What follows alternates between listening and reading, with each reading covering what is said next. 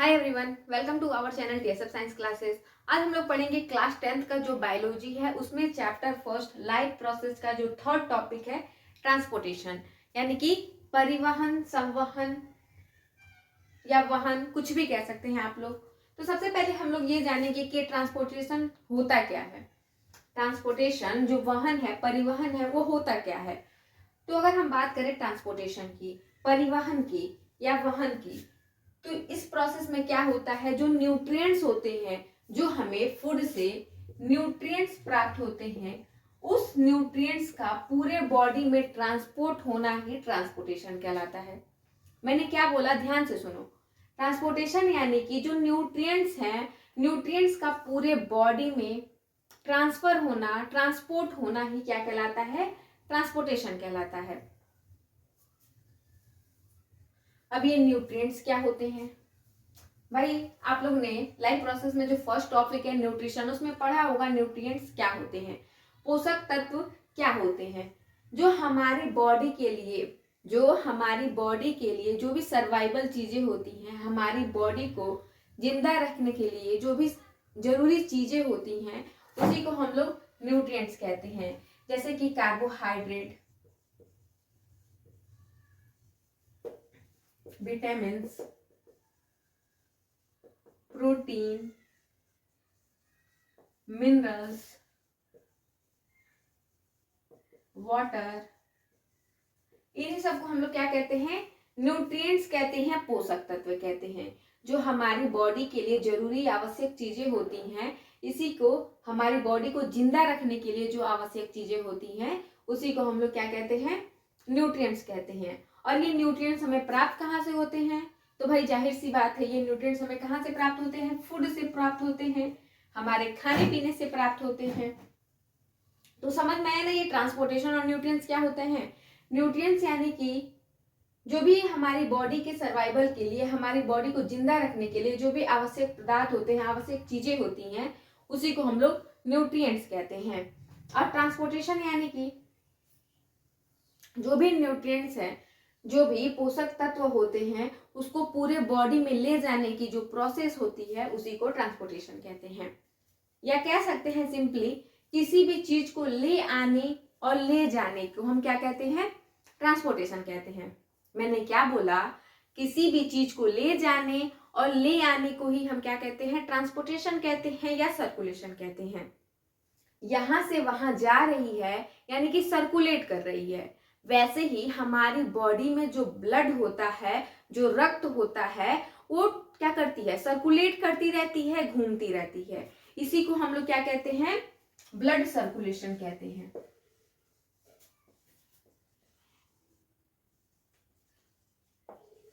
ध्यान से सुनो, मैंने क्या बोला, यहां से वहां जाना क्या कहलाता है, ट्रांसपोर्टेशन कहलाता है। वैसे ही हमारी बॉडी में जो ब्लड होती हैं, वो घूमती रहती हैं, ट्रांसपोर्ट होती रहती हैं, सर्कुलेट होती रहती हैं। इसी को हम लोग क्या कहते हैं, ब्लड सर्कुलेशन कहते हैं। तो अगर हम बात करें ब्लड सर्कुलेटरी सिस्टम की, सबसे पहले डिस्कवर किसने किया था, सबसे पहले किसने खोज किया था,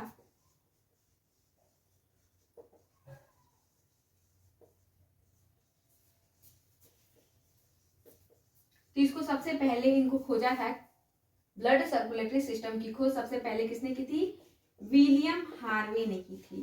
किसने की थी भाई, विलियम हार्वे ने की थी। ब्लड सर्कुलेटरी सिस्टम की खोज सबसे पहले किसने की थी, विलियम हार्वे ने की थी। तो इतना समझ में आया कि ट्रांसपोर्टेशन क्या होता है, न्यूट्रिएंट्स क्या होते हैं। चलो, जो भी न्यूट्रिएंट्स होते हैं उसको पूरे बॉडी में ट्रांसपोर्ट करना ही ट्रांसपोर्टेशन कहलाता है। न्यूट्रिशन यानी कि हमारे बॉडी के सर्वाइवल के लिए, जिंदा रखने के लिए जो भी आवश्यक चीजें होती हैं, उसे ही हम लोग क्या कहते हैं, पोषक तत्व कहते हैं, न्यूट्रिएंट्स कहते हैं। फिर हमने देखा ब्लड सर्कुलेटरी सिस्टम की खोज सबसे पहले विलियम हार्वे ने की थी। इसके बाद से देखो, मैंने अभी बताया कि हमारी बॉडी में क्या हो रही है, ब्लड फ्लो करती रहती है।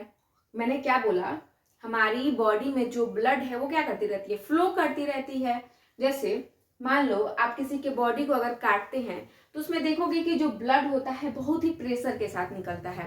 वैसे ही अगर बात करें कॉकरोच की या स्नेल्स की, तो उसमें देखोगे ब्लड जो है बहुत ही तेजी के साथ जो कॉकरोच है या स्नेल्स है, अगर उसके शरीर को आप काट दे रहे हैं या उसके ऊपर चढ़ जा रहे हैं, ठीक है, तो ब्लड देखोगे वो क्या करता है, तेजी से फ्लो नहीं करता, बल्कि एक ही जगह पे पड़ा रहता है। मैंने क्या बोला, ध्यान से सुनो। अगर किसी की बॉडी को हम लोग काटते हैं, किसी ह्यूमन बॉडी को काटते हैं, तो उसमें देखोगे ब्लड क्या होता है, बहुत ही प्रेशर के साथ फेंकता है। लेकिन वहीं पे अगर बात करें तिलचट्टे की, कॉकरोच की या स्नेल्स की, उसकी बॉडी को आप लोग काटेंगे तो उसमें ब्लड क्या है, तेजी के साथ फ्लो नहीं करता। तो यहाँ पे हम लोग को दो बातें स्पष्ट हो रही हैं। क्या? एक तो ऐसे जीव जिनके अंदर ब्लड क्या है, प्रेशर के साथ बहती है, ठीक है भाई, एक ऐसा ऑर्गेनिज्म जिसके अंदर जो ब्लड है वो प्रेशर के साथ बह रही है, प्रेशर के साथ फ्लो कर रही है। और दूसरा क्या स्पष्ट हम लोग को यहाँ पे समझ में आया कि एक ऐसा जीव, एक ऐसा ऑर्गेनिज्म जिसके अंदर जो ब्लड है वो प्रेशर के साथ फ्लो नहीं कर रही। क्या बोला मैंने? एक ऐसा ऑर्गेनिज्म जिसके अंदर ब्लड क्या हो रही है, प्रेशर के साथ फ्लो कर रही है। फिर दूसरा हमने क्या समझा, एक ऐसा ऑर्गेनिज्म जिसके अंदर ब्लड जो है प्रेशर के साथ फ्लो नहीं करती। तो देखो, जिसके अंदर ब्लड क्या है, प्रेशर के साथ फ्लो कर रही है, तो उसको ब्लड को ले जाने वाली नसें होती हैं। जिसके अंदर ब्लड जो है प्रेशर के साथ फ्लो करती हैं, उसके अंदर ब्लड को ले जाने वाली नसें होती हैं, और नसों के माध्यम से ही ये क्या होता है, ब्लड फ्लो करता है। और जिसके अंदर नसें नहीं होती, जिसके अंदर ब्लड जो है प्रेशर के साथ फ्लो नहीं करता, उसे हम लोग क्या कहते हैं, ओपन सर्कुलेटरी सिस्टम। क्या कहते हैं भाई, ओपन सर्कुलेटरी सिस्टम। मैंने क्या बोला, ओपन सर्कुलेटरी सिस्टम में जिसमें नसें नहीं होती, बल्कि ब्लड क्या होता है, ऐसे ही खुला बहता रहता है और प्रेशर के साथ जो है फ्लो नहीं करता, उसे हम लोग कहते हैं ओपन सर्कुलेटरी सिस्टम। इसमें एग्जांपल हो जाएगा आपका तिलचट्टा, घोंगा, ठीक है भाई। ओपन सर्कुलेटरी सिस्टम की बात करें तो इसमें एग्जांपल हो जाएगा आपका काकरोच हो जाएगा, तिलचट्टा हो जाएगा, स्नेल्स हो जाएंगे, घोंगा हो जाएगा, ठीक है। ये तो क्या हो गया, ओपन सर्कुलेटरी सिस्टम। अगर हम बात करें क्लोज सर्कुलेटरी सिस्टम की, देखो मैंने अभी बताया क्लोज सर्कुलेटरी सिस्टम में क्या होता है, इसमें ब्लड को ले जाने वाली नसें होती हैं, ठीक है भाई। क्लोज सर्कुलेटरी सिस्टम में ब्लड को ले जाने वाली नसें होती हैं और इसमें ब्लड जो है बहुत ही प्रेशर के साथ फ्लो करता है। क्लोज सर्कुलेटरी सिस्टम में ब्लड को ले जाने वाली क्या होती है, नसें होती हैं, और ब्लड क्या होता है, बहुत ही तेजी के साथ फ्लो करता है। तो उसे हम लोग क्या कहते हैं, क्लोज सर्कुलेटरी सिस्टम।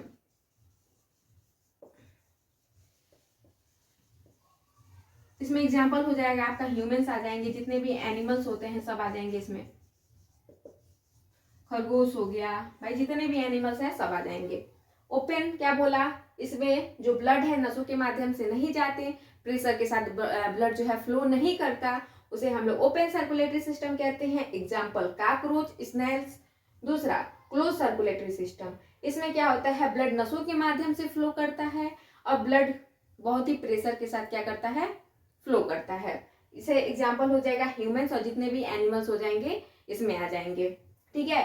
तो ये समझ में आया आपको, ट्रांसपोर्टेशन, न्यूट्रिएंट्स क्या होते हैं, open circulatory system, close circulatory system, ये आपको इतने समझ में आ गया। मैंने क्या बोला, ट्रांसपोर्टेशन, जिसमें जो न्यूट्रिएंट्स हैं, न्यूट्रिएंट्स को पूरे बॉडी में ट्रांसपोर्ट करना ही ट्रांसपोर्टेशन कहलाता है। न्यूट्रिएंट्स जो हमारे बॉडी के सर्वाइवल के लिए आवश्यक चीजें होती हैं, न्यूट्रिएंट्स कहलाते हैं, पोषक तत्व कहलाते हैं। ओपन सर्कुलेटरी सिस्टम, जिसमें ब्लड जो है नसों के माध्यम से नहीं जाता बल्कि वैसे ही खुला बहता रहता है, उसे ओपन सर्कुलेटरी सिस्टम। और जिसमें ब्लड जो है नसों के माध्यम से जाता है उसको क्लोज सर्कुलेटरी सिस्टम कहते हैं, ठीक है। तो अभी मैंने यहाँ बोला क्लोज सर्कुलेटरी सिस्टम, तो क्लोज सर्कुलेटरी सिस्टम में ब्लड वेसल्स जरूरी हैं, जिसमें क्या होते हैं, जो ब्लड जिसमें फ्लो करते हैं। अगर हम बात करें क्लोज सर्कुलेटरी सिस्टम की, तो इसमें क्या है, ब्लड वेसल्स जरूरी होती हैं, जिसमें क्या होते हैं, ब्लड फ्लो करते हैं। क्लोज सर्कुलेटरी सिस्टम में ब्लड कैसे फ्लो करते हैं, मैंने बोला ना, नसों के माध्यम से फ्लो करते हैं, ब्लड वेसल्स में ही क्या करते हैं, फ्लो करते हैं। और ये ब्लड वेसल्स कैसा होता है, पाइप देखा है आपने, ठीक है, पाइप देखा ही होगा, तो कुछ पाइप की जैसे ही इसकी संरचना होती है, इसका स्ट्रक्चर होता है। अगर हम बात करें ब्लड वेसल्स की, तो इसकी संरचना कैसी होती है? पाइप के जैसी होती है। ये पाइप के जैसे क्या होती है, इसकी कुछ संरचना होती है। बीच में ये क्या होता है? खाली जगह होता है, जिसे हम लोग क्या कहते हैं? ल्यूमेन कहते हैं। ब्लड वेसल्स के बीच की जो खाली जगह होती है उसे हम लोग क्या कहते हैं? ल्यूमेन कहते हैं। ब्लड वेसल्स के बीच की खाली जगह को ल्यूमेन कहते हैं। क्या कहते हैं भाई? ल्यूमेन कहते हैं। ब्लड वेसल्स कैसा होता है? पाइप की जैसी इसकी संरचना होती है, और ब्लड वेसल्स के बीच की जो खाली जगह होती है उसे हम लोग क्या कहते हैं? ल्यूमेन कहते हैं। अब थर्ड है इसमें mixed circulatory system. Mixed circulatory system. अब ये क्या होता है भाई? ओपन तो समझ में आ गया, क्लोज भी समझ में आ गया। अब ये मिक्स्ड सर्कुलेटरी सिस्टम क्या होता है? देखो, अगर बात करें मिक्स्ड सर्कुलेटरी सिस्टम की, तो इसमें क्या होता है? इसमें बॉडी में ब्लड क्या होता है? एक तो नसों के माध्यम से भी बहता है और दूसरा खुला भी बहता है। ओपन में क्या बताया था कि ओपन में ब्लड क्या होता है? खुला बहता रहता है, और क्लोज में नसों के माध्यम से बहता है।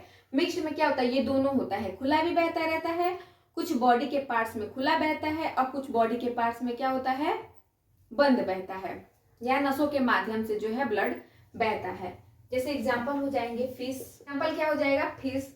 फिश में क्या होता है? देखोगे जो पंख वाला हिस्सा होता है, एरिया होता है, या पूंछ वाला एरिया होता है, उसमें ब्लड जो है वेसल्स के माध्यम से फ्लो करता है। मिक्स में क्या होता है? जिसमें बॉडी में ब्लड जो है नसों के माध्यम से भी कुछ पार्ट्स में नसों के माध्यम से फ्लो करता है, और बॉडी के कुछ पार्ट्स में खुला ही ब्लड जो है फ्लो करता रहता है। जैसे एग्जाम्पल फिश हो जाएगा। जैसे मछली का जो पंख होता है और पूंछ वाला एरिया होता है, इसमें ब्लड जो है नसों के माध्यम से, वेसल्स के माध्यम से जो है फ्लो करता है।